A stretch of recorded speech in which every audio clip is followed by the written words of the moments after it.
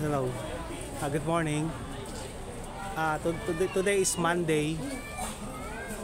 So nandito po kami ngayon ng anak ko sa San Lazaro Hospital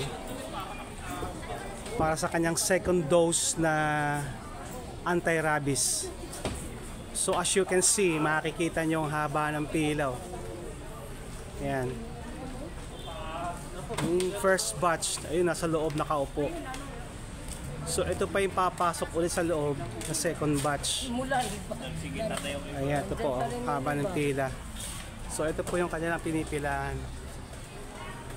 Animal bite. Ibig sabihin ito, aso, pusa ito. Wala bang buhaya rito?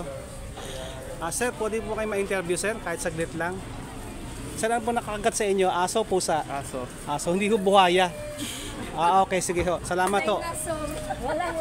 Ito po sila. Ma'am, pwede ba ma-interview? Ano ba nakakagat sa inyo? Ano, pusa po. Pusa. Bakit kayo kinagat ng pusa? Apo mo. Alaga nyo yung pusa? Opo. Bakit alaga nyo kinakagat kayo? Ay, pinaglaruan niya eh. Ganyan. Putulin na lang yung kuko.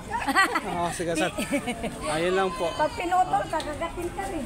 So, ito po yung pila. Makikita nyo. Pag pinutol mo, pinaglalupin mo rin. Opo. Mga anong orso kayo matatapos niyan, ma'am? Mga, alas 12 yan. Ngayon. Sigurado. Alas 12.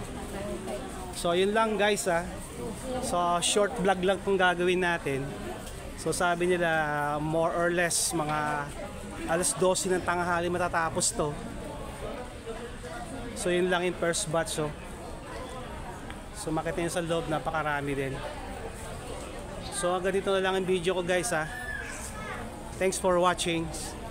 Huwag nyo na rin kalimutan na pindutin yung subscribe at saka like. So, thank you very much.